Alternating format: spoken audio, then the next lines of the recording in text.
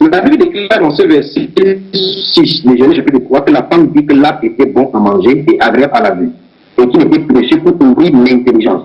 Mes chers amis, vous pensez qu'il y a un arbre quelque part où on mange, on a une intelligence, supposons que ce soit les pommes. Ça veut dire que prenez tous les enfants du monde entier qui ne sont pas intelligents et allez les faire manger des pommes.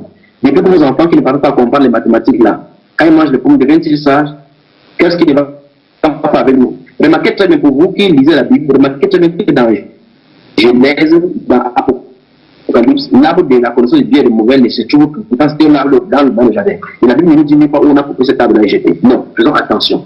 Maintenant, frère Marcel, est-ce qu'on peut prendre Proverbe chapitre 30, les versets 18 à 20? Proverbe chapitre 30, les versets 18 à 20. Avant qu'on continue dans cette Genèse-ci. Proverbe chapitre 30. Proverbe chapitre 30, versets 18 à 20. Est-ce que tu peux lire, frère Martial? D'accord, frère, je trouve Proverbe chapitre 30, verset 18 à 20.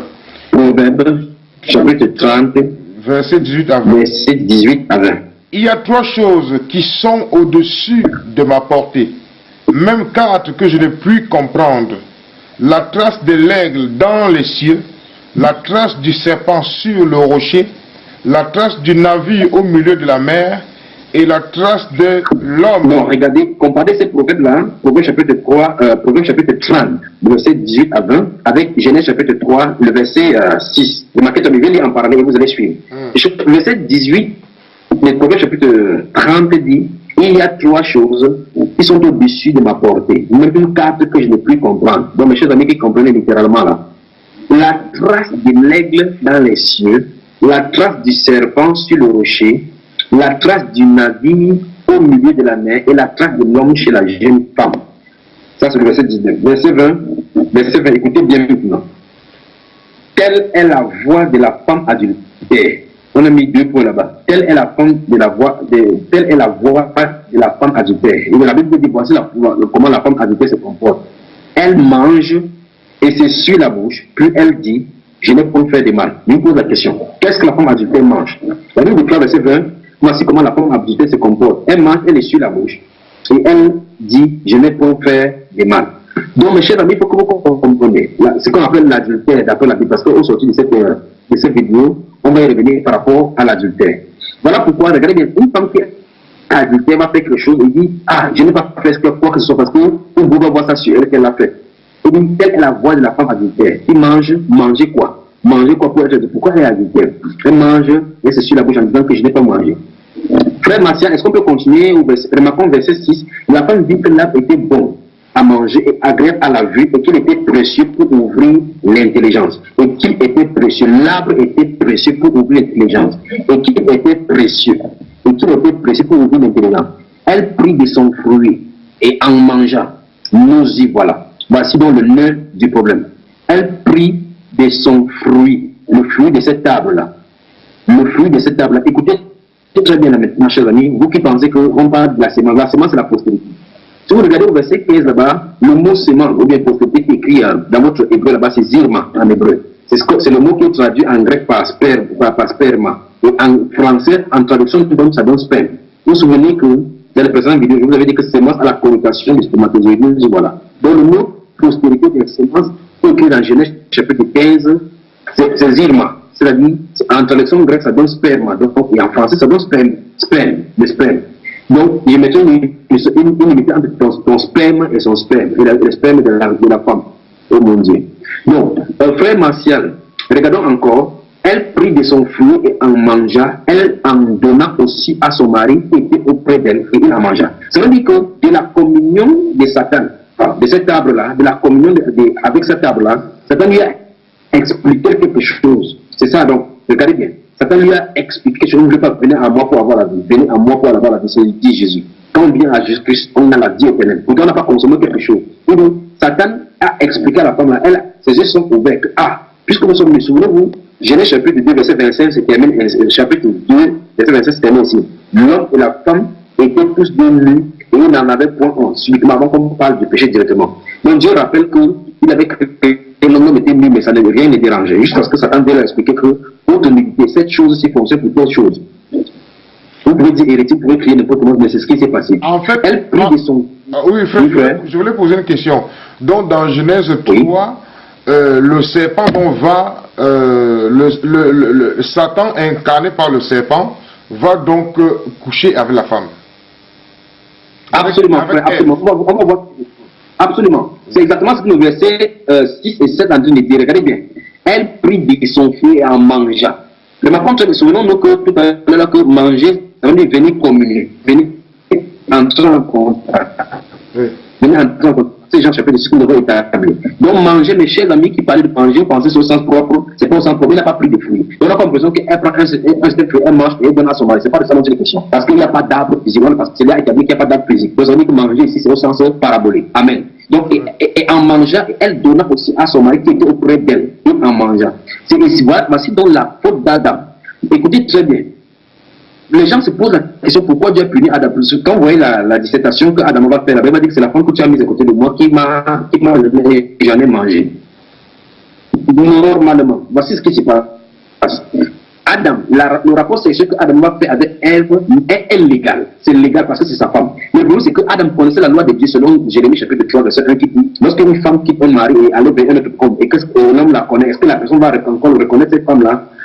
Donc, normalement, Adam savait très bien que, oh mon Dieu, c'est merveilleux avec Joseph. Adam savait très bien que le fait que Satan est enfant, le serpent est couché avec Ève, il n'avait plus le droit de le faire. Mais comme il avait déjà dit c'est l'os de mes os, il a fait la solidarité jusqu'à la mort, comme Anan et Saphira en ont fait. Donc, remarquez très bien Joseph. Joseph savait très bien cela.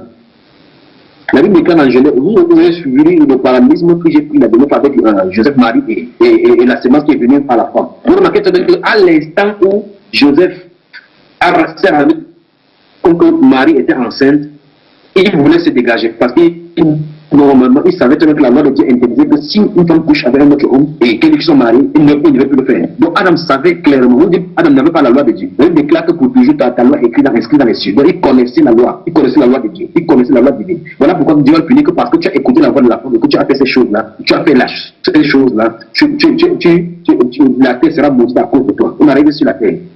Donc bien aimé. Je ne sais pas s'il veut vraiment vite la mentionner, mais je vais aller doucement. Oh oui. La femme a un premier rapport. La femme est venue communier avec Satan. Voici, il veut donner au sens aussi propre, aussi simple possible pour que les gens puissent saisir. Dieu met les arbres dans le jardin physique, normalement. Eden veut dire d'abord plaisir, charme pour les gens, à besoin de personnes. Dans ce jardin charmant, il place maintenant deux personnes à l'intérieur, deux personnes vraiment de haute stature, vraiment dominantes. L'un, Lucifer, typifié ici par là de la connaissance du bien et du mauvais, et l'autre, le fils, typifié ici par là de. Il dit à Adam, à Ève, mais essayez pas de communion pour communier avec tous les arbres du jardin. Souvenez-vous, l'arbre, on a lu dans Genèse, Ézéchiel chapitre 31, là, qu'il y avait beaucoup d'arbres dans le jardin et qui sont contents de la chute de l'autre grand arbre. Là. Donc, il a dit, vous pouvez faire des communions avec les autres anges, mais avec celui-là, faites attention avec lui, parce que vous allez vers lui, va vous corrompre. C'est ça, manger le fruit. Mes chers amis, c'est ça, manger le fruit de l'arbre. Manger le fruit de l'arbre, c'est aller communier. Ce n'est pas le fruit de l'arbre qui est le rapport sexuel. Fais ma j'espère que tu m'as saisi. Ce n'est pas le fruit de l'arbre qui est. Voilà. Donc ce n'est pas le fruit de l'arbre qui est la rapport sexuel. C'est que le fruit de l'arbre, c'est la corruption, comment je veux dire, la parole flatteuse. Parce que les gens disent que non, le péché d'Adam, c'est la désobéissance. Les gens continuent à désobéir aujourd'hui. Les gens de Saul en a désobéi. Où est-il? Comment il s'appelle? Joseph a désobéi. Salomon a désobéi en allant vers d'autres femmes. Où est-il aujourd'hui? Où est-ce là? Donc faisons attention. Le fruit de l'arbre de la vie, là, de l'arbre de la connaissance de Dieu, ce n'est pas le rapport sexuel. Comme quelqu'un a dit, il y avait beaucoup de fruits là-bas, beaucoup de sexe, ce n'est pas ça. Il faut comprendre ce que la Bible dit et comprendre ce que quelqu'un dit avant de redéclarer autre chose. Je n'ai pas dit le fruit, c'est le sexe. Il y a eu un rapport sexuel. Je ne dis pas que le fruit de l'arbre, c'est le sexe. Comprenez bien. Le fruit, ce n'est pas c'est parce que la personne produit le mensonge, produit la séduction, produit des paroles détournées, alors de captiver l'attention. Et par la suite, quand la personne a eu la révélation, quand elle a eu la révélation, elle a dit, donc c'est bon comme ça, elle dit que c'était bon, agréable, pour ouvrir les yeux. Et pourquoi les yeux se sont ouverts? Remarquez très bien, frère, le verset 25, la Bible déclare, le chapitre 2, l'homme et la femme étaient tous de nus et n'en avaient point honte. C'est parce qu'il y avait un voile du Saint-Esprit qui les empêchait de reconnaître la nudité. À l'instant où l'homme a péché, le Saint-Esprit, le voile a été ôté. Et subitement, maintenant, l'homme s'est rendu compte qu'il était né. Donc, voilà pourquoi les yeux et l'un et l'autre s'ouvrir. Alors, il pouvait avoir peur. Les attributs de Satan peuvent entrer maintenant parce qu'ils ont communion avec lui. Ils pouvaient avoir peur, ils pouvaient maintenant avoir la crainte, la peur d'être terrifiés. Pourtant, ils étaient Dieu dans le jardin.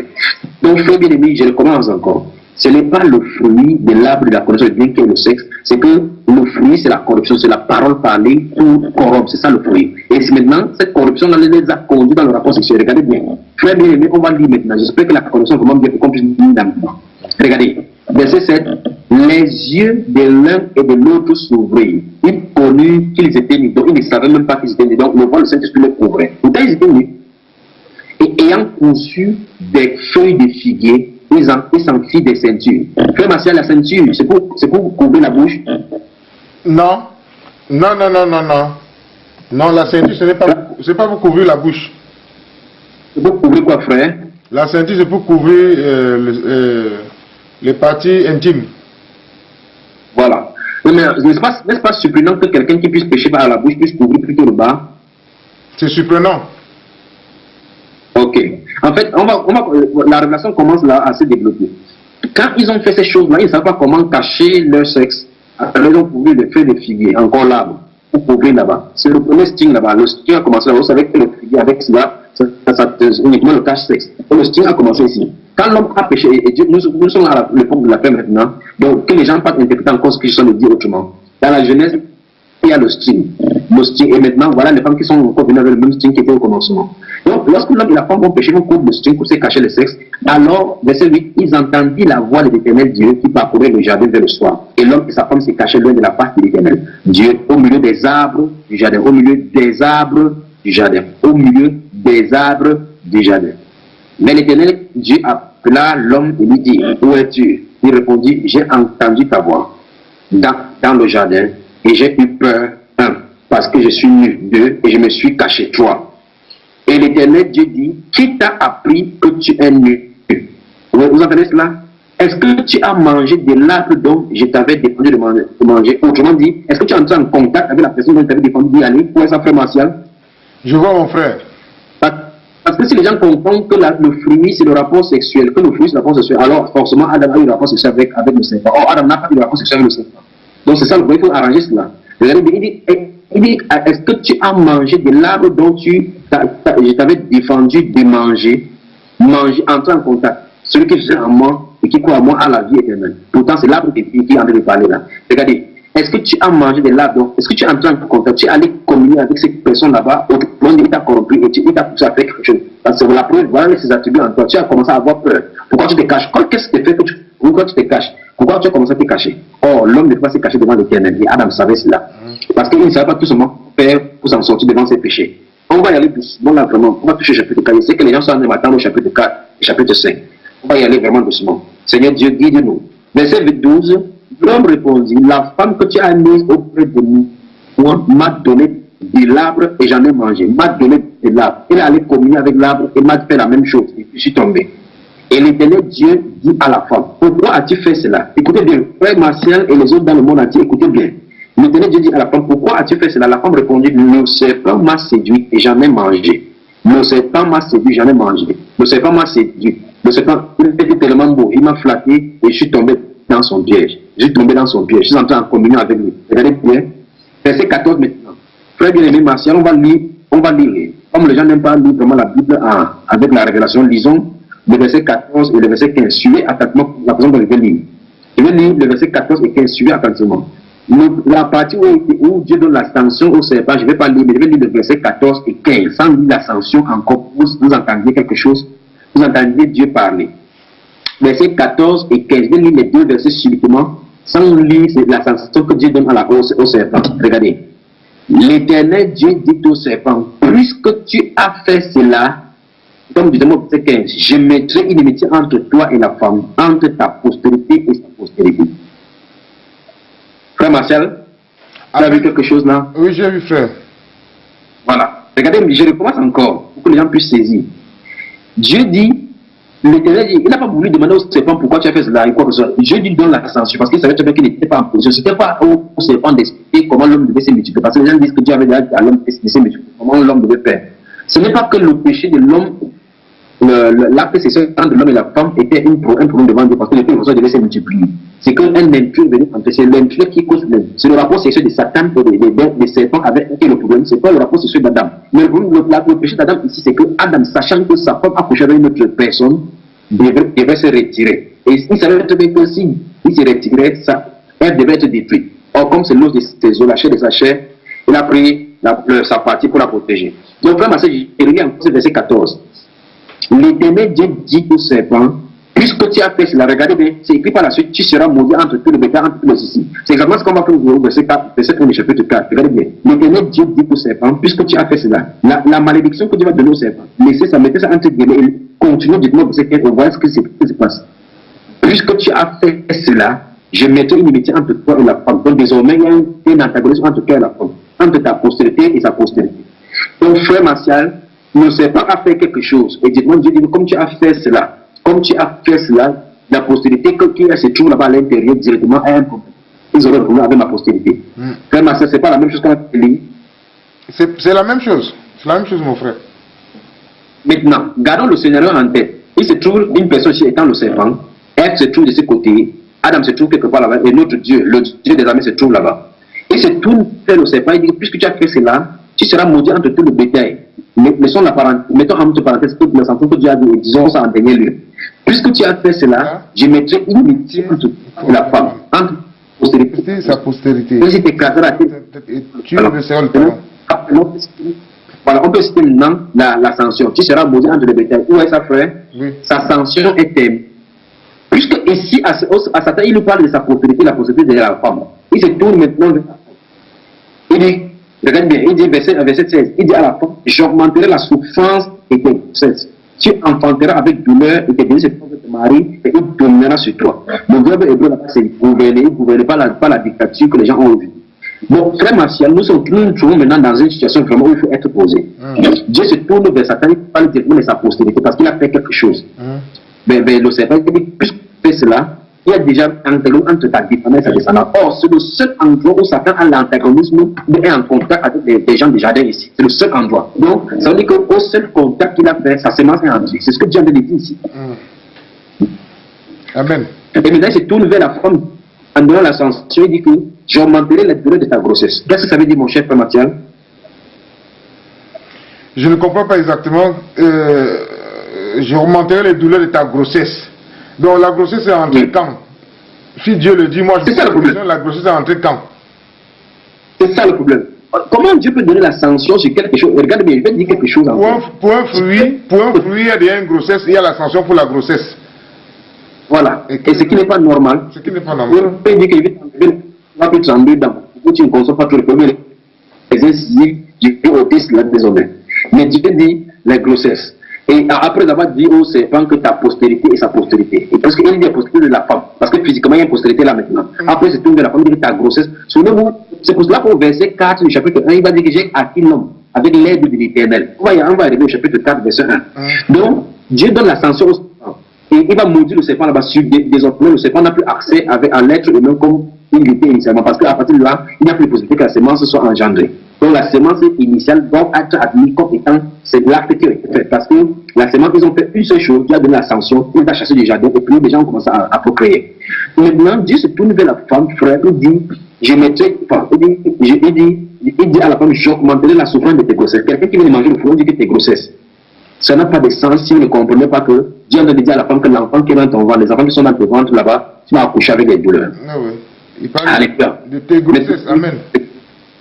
Et tes grossesses. Maintenant, il regarde, il dit à l'homme, verset 17, là, regardons, le Saint-Esprit essaie de détailler la chose, de détailler la chose. Il dit à l'homme, puisque tu as écouté la voix de ta femme, et que tu as mangé de l'arbre au sujet duquel je t'avais donné cette ordre, tu n'en mangeras point. Nous y voilà. Regardez, Dieu avait donné à l'homme, souvenez-vous, l'homme et la femme, l'homme avait été créé avec la femme.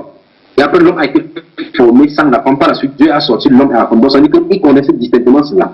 La communion, voilà pourquoi les gens ne comprennent pas quand on parle le fruit n'est pas le sexe. Dieu avait dit à l'homme que tu ne mangeras pas. Donc, ça veut dire que la communion avec l'ange des pluies, Dieu avait dit que tu n'as pas fait communion. C'est ce qu'il avait révélé à l'homme. Or, Dieu avait dit depuis le chapitre 1, frère, lorsqu'il a créé l'homme, il a dit que soyez féconds, multipliez, remplissez la terre, assoutissez. Or, il parlait là à l'homme esprit. Comment l'homme, l'esprit devait féconder, frère? L'esprit n'a pas de relation sexuelle quand l'homme était comme ça. Il a fallu qu'il mette l'homme dans la terre, parce que l'homme connaissait les lois avant d'entrer dans la chair, dans le carcasse. dont l'homme devait comprendre, enfin l'homme connaissait effectivement la loi de Dieu. Pourquoi dans notre nous connaissons la loi de Dieu, mais la chair est contre à ce qui a notre homme intérieur. Il y a celui permanent. Maintenant, regardons ici. Donc l'homme savait très bien, Adam savait très bien que Dieu lui a dit n'est pas communier avec cet homme. Or, avec cet ange-là, cet ange en cet ange qui était cette table-là, comme sa femme allait communier, elle a écouté les histoires de cet homme, elle a dit waouh, viens Adam, c'est bon. Comme Adam était à côté, ils ont fait la même chose. Monsieur l'ami, je répète encore, c'est prouvé scientifiquement que deux hommes peuvent coucher avec une femme, mais deux enfants entre de ces deux parents. Allez encore vérifier. Maintenant, il dit, frère, le sol sera maudit à cause de toi. C'est à peine, à force de peine, que tu en tireras ta nourriture tous les jours. Les sanctions de Dieu sont propres. J'ai une question. Oui, frère. S'ils ont mangé le fruit, oui, qui semble jusqu'à aujourd'hui être inconnu de toute la famille chrétienne, et s'ils ont mangé le fruit, comment est-ce que le fruit, comment est-ce que notre Dieu d'amour peut-il donner une sanction telle que celle-là? La terre sera maudite à cause de toi. S'il a mangé... En fait,